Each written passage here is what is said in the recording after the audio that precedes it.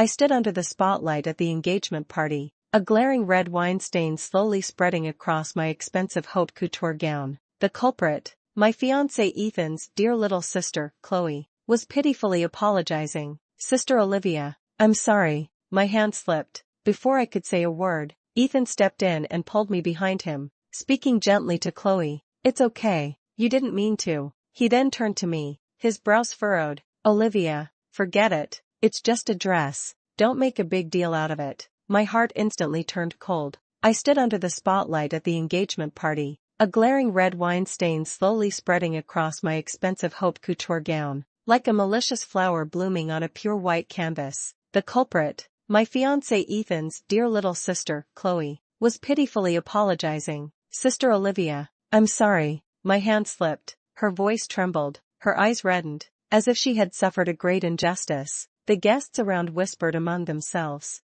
their gazes flickering back and forth between my ruined dress and Chloe's innocent face. Before I could even speak, Ethan stepped in first and pulled me behind him, shielding Chloe as if she were a rare treasure. He spoke softly to Chloe. "It's okay, you didn't mean it, don't take it to heart." Then, he turned to me, his brows furrowed deeply, his tone clearly impatient. "Olivia, forget it, it's just a dress, don't make a big deal out of it and spoil everyone's mood." At that moment, my heart sank with a heavy thud, cold and piercing. "Forget it?" I repeated those words, my voice trembling slightly with anger. "Ethan, do you know what this dress means to me? This was custom made for me by an Italian designer at my coming-of-age ceremony. Unique and one of a kind. My mother wanted me to wear it on the most important occasion. And today is that occasion." Ethan frowned even more tightly. "I know it's valuable, but Chloe didn't do it on purpose. She's been in poor health since she was a child, and she might have had a bit of low blood sugar just now, so she couldn't stand steadily.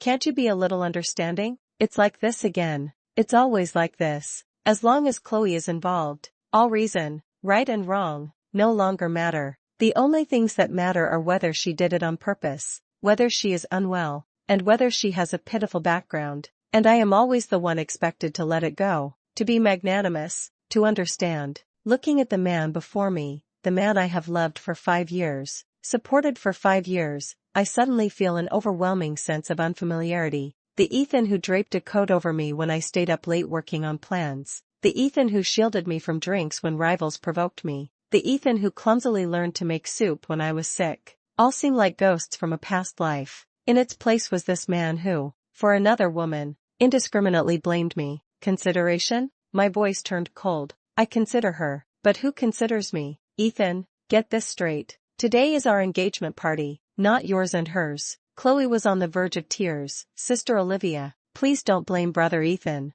It's all my fault." "Shut up." I cut her off sharply, my gaze like a blade. "You have no right to speak here." Ethan was angered by my attitude. "Olivia, how can you talk like that? Chloe is our friend and also a guest." "Friend? Guest?" I sneered. "A friend who deliberately spilled red wine at someone else's engagement party? A guest who ruined someone else's most precious dress?" My gaze swept over Chloe's seemingly innocent face, and the fleeting look of triumph deep in her eyes did not escape me. I was truly fed up with this endless concession and moral coercion. Why should I pay for her carelessness? Why should I endure this grievance? The fury blazed fiercely in my chest, and the strings of reason completely snapped. I suddenly grabbed a glass of red wine from the waiter's tray beside me and without hesitation, splashed it towards Ethan. The movement was so fast that Ethan didn't have time to react at all, but his body was quicker than his mind. Almost instinctively, he turned around sharply, using his back to shield most of the wine while once again holding Chloe tightly in his arms. The red wine flowed down his expensive suit, dripping onto the polished floor, a shocking sight. The entire room fell into dead silence, everyone stunned by the sudden turn of events. Ethan's face turned ashen. He looked at me in disbelief, as if I were some kind of monster. "Olivia, are you crazy? Am I crazy?" I looked at him protecting Chloe, feeling as if an invisible hand was gripping my heart tightly, the pain almost suffocating me. "Yes, I am crazy, driven mad by you and your so-called good sister. This dress, including cleaning fees and compensation for emotional distress, amounts to $500,000. I took a deep breath, forcing myself to calm down, my voice cold and clear. "Miss Chloe, I ask you to compensate. Chloe's face instantly turned pale. She shrank into Ethan's arms, trembling like a leaf in the wind. I don't have that much money. Ethan glared at me angrily. Olivia, that's enough. Is it really necessary to be so aggressive over a dress? Aggressive and overbearing? I laughed, laughing until tears almost came out. Ethan, have you forgotten who helped you stand here now, wearing this designer suit, driving that limited edition sports car, living in a spacious downtown apartment? In the early days of your startup, who used my mother's connections to bring you your first angel investment? Who secretly used my own savings to fill the gap when your company's cash flow broke down? Who worked tirelessly without sleep to find evidence, fight lawsuits, and restore your reputation when you were maliciously suppressed by competitors and nearly went bankrupt? My voice grew louder and louder, each word striking Ethan's heart like a heavy hammer, and also hitting the hearts of all the guests who were eavesdropping on the gossip. Miller Corp is what it is today, and you, Ethan, are who you are today. Do you dare say it's not thanks to me? Olivia asked her. Now, you accuse me of being aggressive for a woman who has been scheming to get close to you and destroy something important to me? You accuse me of making a fuss over a piece of clothing? Ethan Miller, has your conscience been eaten by a dog? Ethan's face shifted from pale to white, then from white to red. His lips moved, but not a single word came out. The shock and embarrassment in his eyes were clearly visible. The surrounding murmurs grew louder, and the gazes directed at Ethan and Chloe were filled with scrutiny and disdain. Just then, Chloe, who was being held protectively in Ethan's arms, suddenly rolled her eyes and collapsed softly. Chloe, Ethan shouted in alarm, quickly holding her and anxiously patting her face. Chloe, what's wrong? Wake up. He looked up and glared at me fiercely, his eyes full of hatred. Olivia, look at what you've done. If anything happens to Chloe, I won't let you off. After saying that, he didn't look at me again, carried the unconscious Chloe horizontally, and rushed out of the banquet hall without looking back. Amidst the complex gazes of the crowd, in the vast banquet hall, I was the only one left, wearing a gown stained with red wine,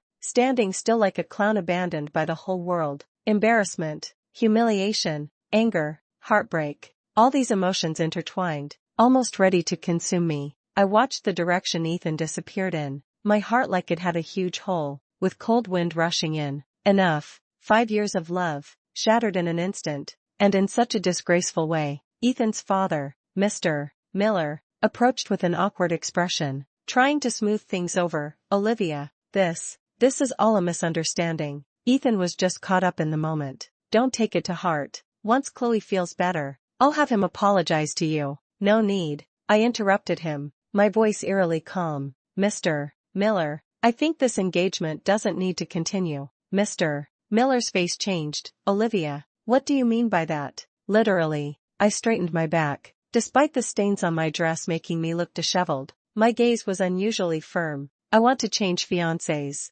Nonsense. Mr. Miller clearly did not believe it. I know you're angry right now, but marriage is not a game. Mom, I support your daughter. A gentle yet powerful voice came from beside us. It was my mother, Mrs. Astor. She walked over to me, took my hand, and gave me a reassuring look. Then she turned to Mr. Miller, her tone unwavering. In-laws, it seems the fate between our two families ends here today. My daughter cannot endure such grievances. Mr. Miller's face turned completely dark. Ethan's stepmother, the woman who had always looked at me with disdain, could no longer hide the schadenfreude in her eyes at this moment. She feigned concern and said, "Oh dear, what kind of matter is this? These are the children's affairs. It's not really appropriate for us elders to interfere." Just as the situation reached a stalemate and the atmosphere grew unbearably awkward, a lazy, magnetic male voice sounded. "Changing fiancés? Miss Astor, would you mind considering me instead?"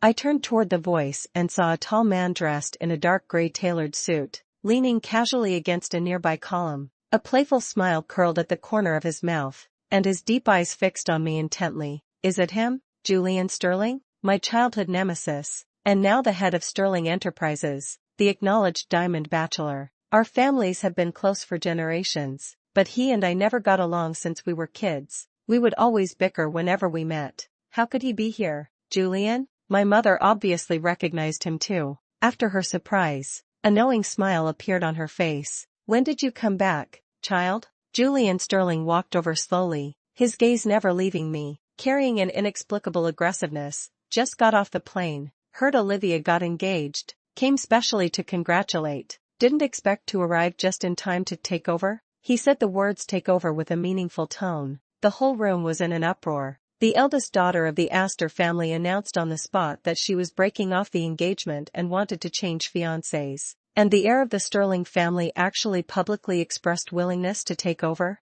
The plot twist happened so fast that no one could react in time. My mother and my future mother-in-law, oh no, now she is already Julian's mother, Mrs. Sterling, exchanged a glance, both with a hint of a smile in their eyes. They had been close friends for many years. I think it's a great idea, Mrs. Sterling was the first to decide, looking at me with a beaming smile. I've watched Olivia grow up since she was little, and I like her very much. Since Ethan is out of luck, our Julian simply can't miss this chance. My mother also nodded. I think Xiaoying, Julian's nickname, and our Olivia look quite well matched standing together. Ethan's stepmother was even more pleased, eager for me to quickly sever ties with the Miller family so her son would have one less strong rival, or rather, one less ally he didn't deserve. So, before I had fully processed this dramatic change, my fiancé was replaced at lightning speed within just a few minutes. From Ethan Miller to Julian Sterling.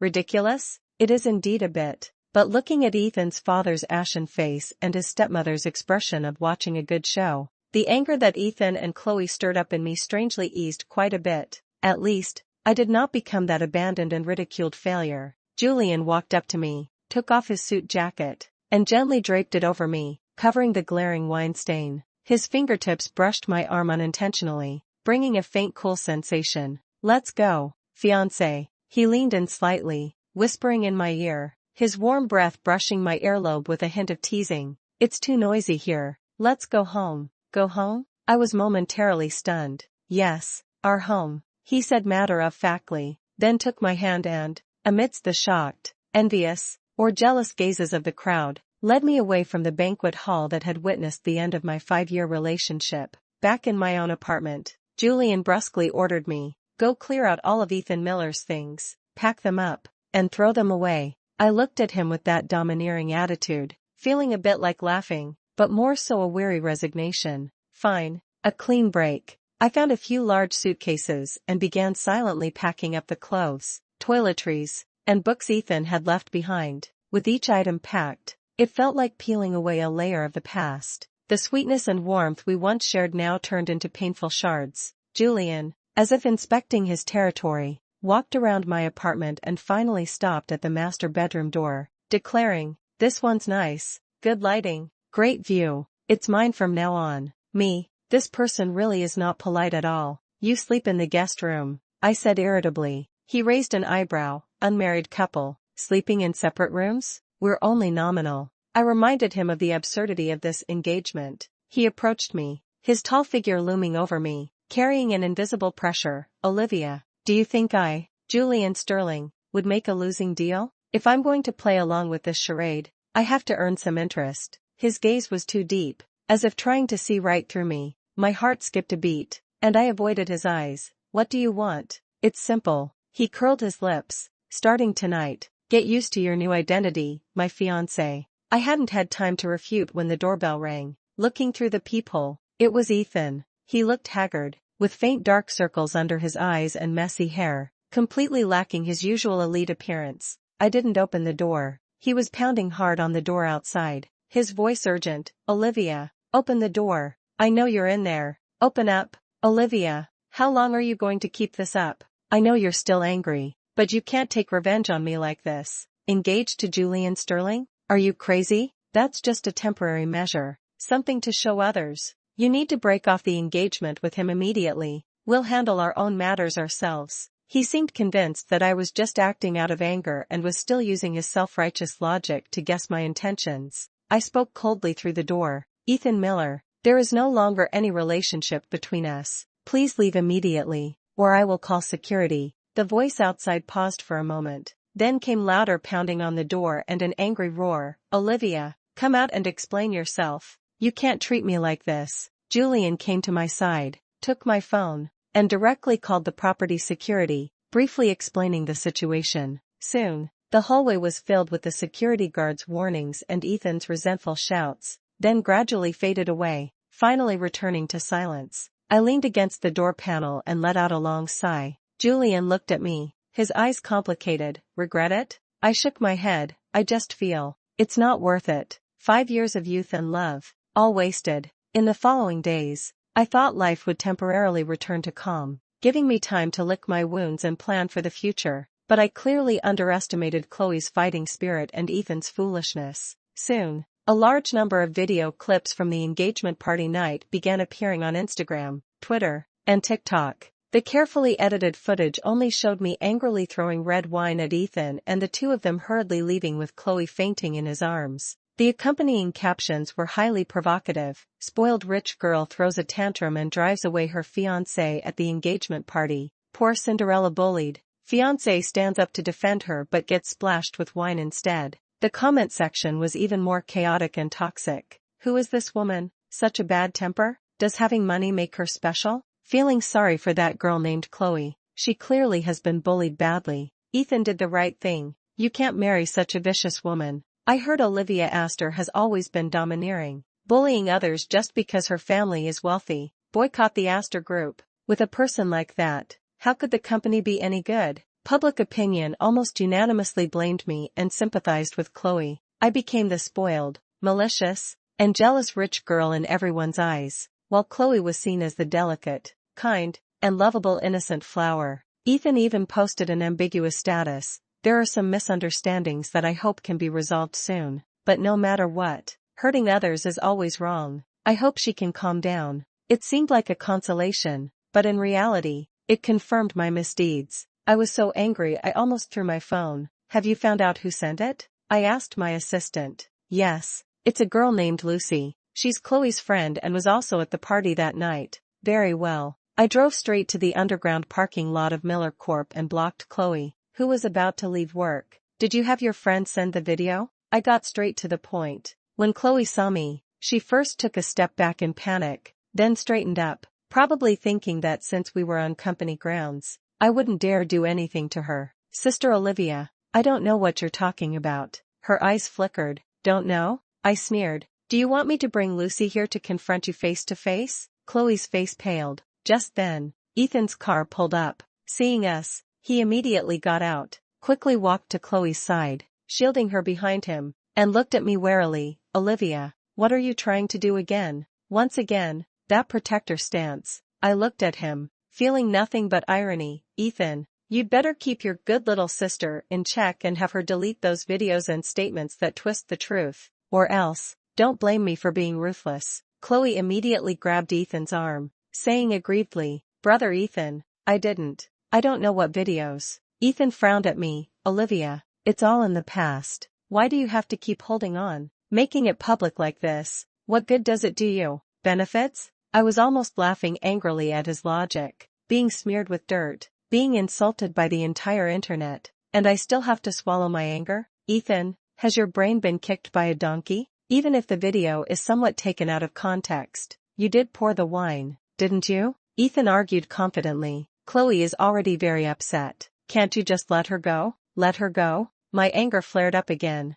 Who was the one pretending to be pitiful in front of me? Fishing for sympathy? Who schemed to get close to you and ruin our relationship? Who deliberately ruined my dress at the engagement party? And now she's playing the innocent online while smearing me? Ethan, tell me, why on earth should I let her go? You. Ethan was so choked up by my words that he couldn't speak, his face turning red. Chloe hid behind Ethan, tears welling up in her eyes as she said, Sister Olivia, please, spare me, and spare Lucy too. She was just standing up for me. Standing up for you? I sneered coldly, about to speak. Miss Astor. A voice I knew all too well cut in, with a hint of nonchalance. Why waste time on people like this? Julian Sterling. He appeared at the parking lot entrance without anyone noticing, leaning against a black SUV, arms crossed, wearing a half-smile as he looked this way. Ethan's expression changed instantly, as if he had seen a ghost. Julian Sterling? What are you doing here? Julian ignored him and walked straight towards me. He stopped by my side, his gaze sweeping over the disheveled Chloe and the wary Ethan,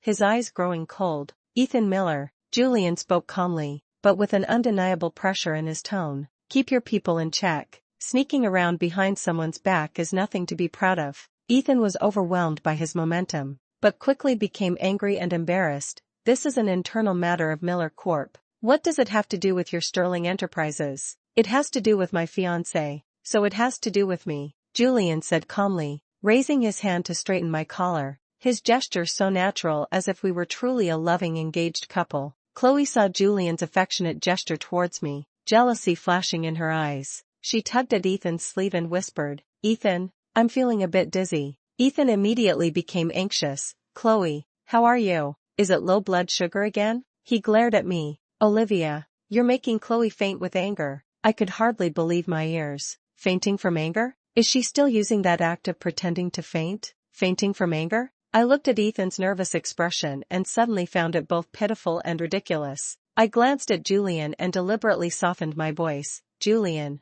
my head feels a bit dizzy too. Maybe it's because I got angry." Julian immediately understood. He put his arm around my shoulder, speaking in a doting tone. "What's wrong? Were you bothered by some flies?" His gaze toward Ethan and Chloe was full of disdain. "Who are you calling flies?" Ethan was furious, rushing forward and throwing a punch at Julian. Julian reacted quickly, sidestepping and grabbing Ethan's arm with his other hand, twisting it forcefully. "Ah!" Ethan cried out in pain, his body forced to bend forward. Julian's eyes were cold. "Ethan Miller, how dare you lay a hand on me? Let go of me." Ethan struggled, swinging his other hand as well. In the parking lot, two corporate heirs who usually dressed in suits and acted all proper were now wrestling with each other. Chloe screamed on the side, trying to break them apart, but was stopped by a look from Julian. I stood by without stepping forward, watching coldly. Ethan's embarrassment gave me a slight sense of satisfaction, while Julian's appearance and defense filled me with a warm feeling. In the end,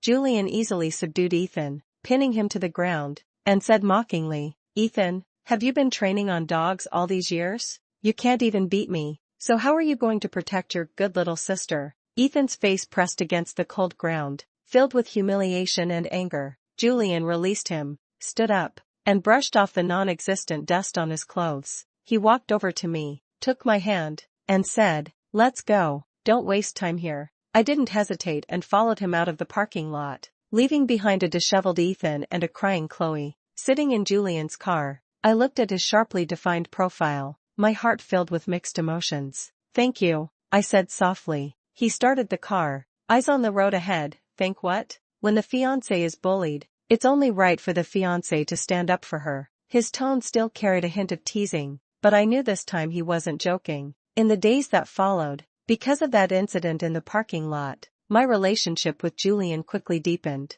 We began eating together and attending friends' gatherings. My friends can't stop praising Julian, saying he's on a whole different level compared to Ethan. "Olivia, you should have kicked that jerk Ethan out long ago. Julian is so great, capable, responsible, and handsome." Even my mother can't stop praising Julian, saying he's more reliable and better suited for me than Ethan. It felt as if the whole world was telling me that I had made the right choice. As for Ethan, he probably saw my relationship with Julian growing closer and completely panicked. He started calling me and texting me constantly, even waiting downstairs at my building, begging me for an explanation and asking me to come back to him. He no longer mentioned Chloe, nor did he say things like forget it or be understanding. He only said he was wrong, that he regretted it, and that he couldn't be without me. I coldly refused and told him it was all too late. Meanwhile, the public opinion online did not subside. Instead, it became even more intense because of Ethan's updates and Mike showing off love with Julian.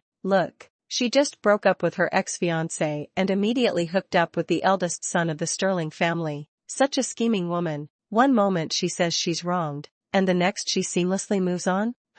Olivia Astor is really something. She changes men faster than clothes. Feeling sorry for Ethan, being deceived by such a woman for so many years, I have become the target of public criticism, and the Astor Group stock has also been somewhat affected. I decided not to endure it any longer. On the first day of work, I called Chloe indirectly. "Chloe, I am officially notifying you." I looked at her, my tone calm and emotionless. "You are fired." Chloe's face instantly turned pale. "Why, Sister Olivia, what did I do wrong?" "You know in your heart what you did wrong," I said. "Miller Corp doesn't welcome people like you." "No, You can't do this. Chloe became agitated. You're abusing your power. You're taking personal revenge. So what if I'm taking personal revenge? I looked at her coldly. I just don't like you. What can you do about it? Chloe seemed provoked by my attitude, a hint of madness flashing in her eyes. Olivia asked her, "Don't think I'm afraid of you. You think that by ruining my job.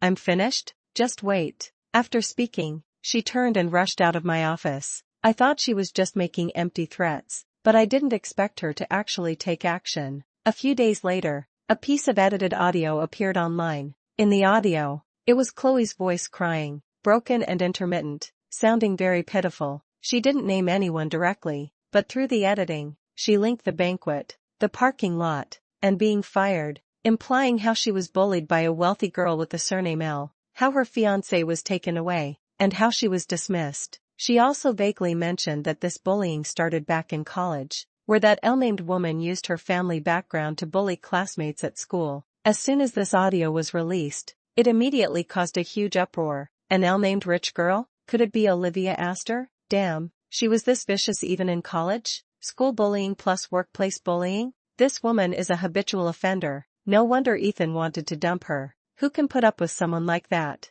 Feeling sorry for Chloe. It's so tragic that she's been bullied for so long. The online abuse has escalated. My social media accounts were hacked, filled with insults and threats everywhere. My photos were photoshopped into all kinds of vicious images, and some even dug up my college photos to launch personal attacks. The PR department of the Astor Group was overwhelmed with work, but handling negative news involving personal character was exceptionally difficult. Just when I was overwhelmed, an even more shocking piece of news arrived. Director Sue, a famous domestic filmmaker, announced that the female lead for his new movie To You, My Youth was set as Chloe. To You, My Youth is a film focusing on the theme of campus bullying, with its early promotion carried out under the banner of anti-campus bullying, and Chloe, the one who just recently played the victim online, hinting that she was a victim of school bullying, actually got the lead role in this movie? This is simply a huge irony. Even more ironic, at the movie premiere, Chloe tearfully said in an interview that she was able to star in this film because she deeply empathizes with school bullying, hoping the movie would bring more attention to this group. She even alluded to those who once hurt me, with a sorrowful expression. I sat in front of the computer, watching the live news, trembling with anger. This woman, climbing up by trampling on my reputation, and even portraying herself as a victim? I decided to no longer be passively beaten. I immediately contacted my legal team and mobilized all my resources to start investigating Chloe's past, especially the events during her university years. Soon, some fragments of memories I had forgotten began to surface. During university, our school did experience a serious case of campus bullying. A girl named Lu Huali, after enduring long-term bullying, eventually developed severe depression and was forced to drop out. At that time, I was only involved as the student council president in handling the school's response to the incident and did not delve into the details. Looking back now, it seems that the leader of that bullying gang was Chloe. There was also another girl named Iyusion. She seemed to have some grudge with Chloe as well. My legal team was very efficient and quickly found detailed information from back then, as well as contact details for some key witnesses. Lu Huali, Iyusion, how are they doing now? I got in touch with Lu Huali. On the other end of the phone, her voice still carried a hint of caution and restraint. When I identified myself and asked if she was willing to come forward to reveal the truth from back then, she was silent for a long time. In the end, she told me, "Sister Olivia, I am willing." She said that all these years she had been living in the shadows, and seeing Chloe now enjoying great success while portraying herself as the victim was something she simply could not tolerate. She wanted everyone to know that Chloe was the real bully. I also contacted Iyusion, who likewise expressed her willingness to come forward. The evidence, the witnesses, everything is ready. Now, all that's missing is a trigger. The moment I chose is the premiere of the movie To Youthful You. I didn't inform anyone in advance, not even Julian. I don't want him caught up in this storm.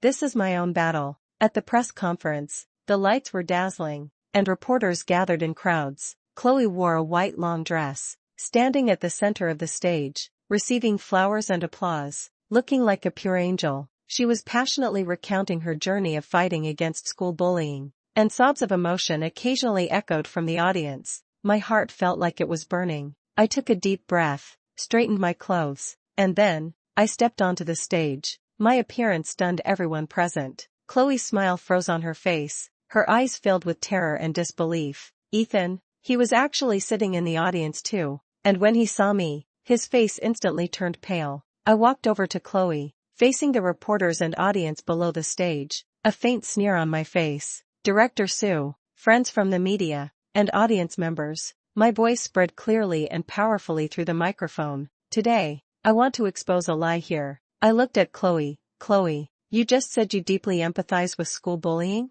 You hope that through this film, everyone will pay attention to school bullying? I raised my voice. You really are a great actress, a great victim. Chloe's face turned pale, but she forced herself to stay calm. Sister Olivia, what do you mean by that? What do you mean? I raised a document in my hand. It means that you are not a victim of school bullying at all. You, Chloe, were the mastermind and leader of that school bullying incident back then. The whole room erupted in uproar. The reporters, like sharks sensing blood, became excited, and the flashbulbs lit up the room. I have the investigation report from back then, testimonies from the victims, and videos and photos of you and your accomplices bullying classmates. I handed the documents to the assistant beside me, signaling her to distribute them to the reporters. Back then, Lou Huali, because of your bullying, developed severe depression and is still undergoing treatment to this day. Back then, Jen, because of your bullying, was forced to transfer schools due to depression and still dares not return to her alma mater. I looked at Chloe, my gaze icy cold. You trampled on the blood and tears of the victims, packaged yourself as a victim, and acted in an anti-school bullying film? Chloe, what kind of heart do you have? Chloe trembled all over, her lips quivering, unable to utter a single word. Director Sue's face turned extremely grim. He never expected such an incident to occur at the press conference. Ethan suddenly stood up, trying to rush forward to pull me back, but was stopped by the security guard beside him. He shouted at me, Olivia, calm down, you're going to ruin Chloe. Ruin her? I turned to look at Ethan, my eyes filled with disappointment and hatred. Ethan, you're still defending her? Don't you know she not only ruined me, she ruined you too. I took a voice recorder out of my bag and pressed the play button. Chloe's voice, trembling with tears, came through the recording. Ethan, I'm sorry, I didn't mean to. I just wanted to scare her. I didn't expect her to call the police. Then came Ethan's voice. Scare who? Call the police? Chloe, what are you talking about? Chloe's voice grew softer, tinged with panic. It was that time you were kidnapped. I just wanted you to know that if you left me, you'd be in danger. I never meant to really hurt you. The contents from the voice recorder exploded on the scene like a bomb. Ethan was kidnapped? Planned by Chloe? Everyone was stunned. Ethan's body shook, as if struck by lightning. He looked at Chloe in disbelief, then at me, his lips trembling. Olivia, is this true? What do you think? I said coldly. You always thought it was your rivals. How many resources did you use to retaliate against them? And the result? The one who planned all this was the good little sister you always protected. She kidnapped you just to make you afraid, to make you feel that only she can give you a sense of security, to make you unable to leave her. Ethan Miller, my voice carried a trace of exhaustion and relief. You really are a complete fool. Ethan's gaze completely lost focus. He looked at Chloe, the face that once softened his heart and made him want to protect her, which now, in his eyes, had turned into the most terrifying demon. Chloe could no longer hold on, collapsing to the ground, crying out in pain. The press conference scene was in chaos, with reporters frantically taking photos and videos. I achieved my goal. I exposed Chloe's true nature and completely severed all ties with Ethan. I turned around, ready to leave. Olivia, Julian's voice sounded behind me. I turned around and saw him standing not far away, looking at me with a gaze I had never seen before, filled with worry, tenderness, and a deep emotion. He walked toward me, weaving through the chaotic crowd, and came to stand in front of me. Are you okay? He asked softly, reaching out his hand to gently wipe away the tears that had unknowingly fallen from the corner of my eye. I shook my head. Now, he took my hand, his voice solemn. Are you willing to officially become my fiancé? Not to spite anyone, not for show, but simply because I love you. He looked into my eyes, his gaze sincere and burning. When did you? For a long time, he said, since the day you fought with Chloe and the others at school to protect Lou Huali and Yu Jin. I've noticed you. You're different from those delicate rich girls. What about that letter? I asked. The one I wrote to you back then. Why didn't you reply? He smiled faintly, a trace of bitterness in his smile. That letter was taken by Ethan. I suddenly looked toward Ethan, who was standing on the stage, lost and distraught. He knows I like you, Julian said, and also knows that you might have a little bit of a crush on me. He was afraid you'd be taken away by me, so he stole that letter and hid it. He even deliberately said in front of you that I read your letter and thought you were childish, so I disdainfully refused to reply. I felt a wave of dizziness. Ethan, he actually did all this? He not only used me, but also deceived me, and even destroyed another relationship I might have had. I only found out about this later, Julian continued. I went to see him, and he admitted it. He said he was too afraid of losing you,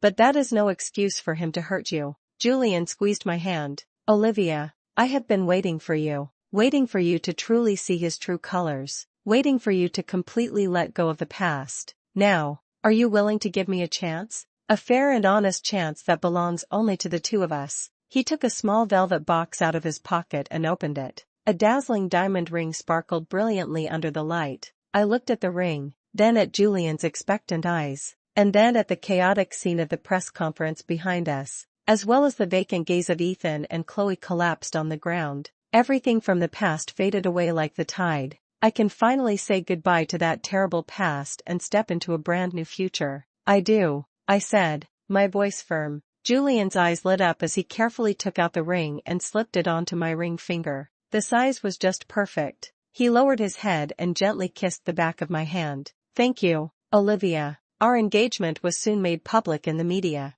This time, there was no drama, no lies, only the blessings of two great families and countless friends who sincerely wished me happiness. The wedding was set for 3 months later. On the wedding day, everything went according to the most perfect plan. I wore the wedding dress personally chosen by Julian and walked down the aisle arm in arm with my father. Just as I walked up to Julian, ready to exchange rings, the doors of the hall were suddenly pushed open. Olivia, don't marry him. He was wearing a disheveled suit, his hair messy, his eyes wild, like a demon crawling out of hell. He rushed into the hall, trying to storm forward and stop the wedding, but was blocked by the security guards Julian had arranged in advance. Olivia, listen to me. Julian has been lying to you all along. He doesn't truly love you. He just wants to use you, Ethan shouted hoarsely. He is the mastermind behind everything. He uncovered Chloe's past, found out about her kidnapping me, and even revealed the truth about my stepmother Fengyuxian's infertility. He wants to destroy our Miller family. The entire audience was shocked.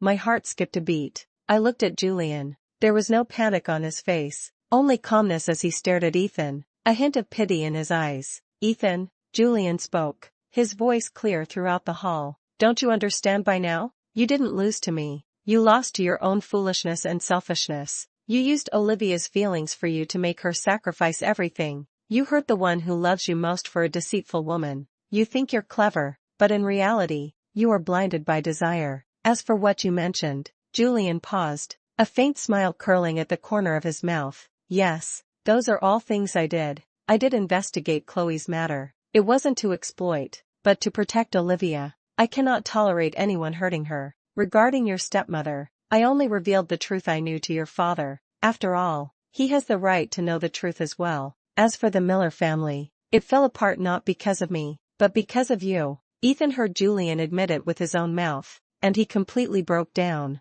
He struggled to break through the security guard's blockade, but to no avail. Julian Sterling, may you die a terrible death, he roared like a trapped beast. Julian didn't look at him again. He turned his head and looked at me gently. Ignore him. Let's continue. I held Julian's hand tightly and gave him a slight smile. Ethan was eventually forcibly removed from the hall by security. The wedding went smoothly, and I became Julian's wife. What happened afterward collapsed like a row of dominoes. Chloe was disgraced due to a scandal involving school bullying and a planned kidnapping, expelled from the film crew, and condemned by the entire internet. She tried to escape but was stopped by the police at the airport. It is said that Ethan's father reported her. After Ethan's father learned that Fengyuxian was infertile, had been deceiving him for so many years, and was transferring company assets, he flew into a rage, demanded a divorce, and the division of property. Additionally, Miller Corp., Due to Ethan's scandal and poor management, he had long lost interest in company affairs. Being completely infatuated with Chloe, saw its stock price plummet,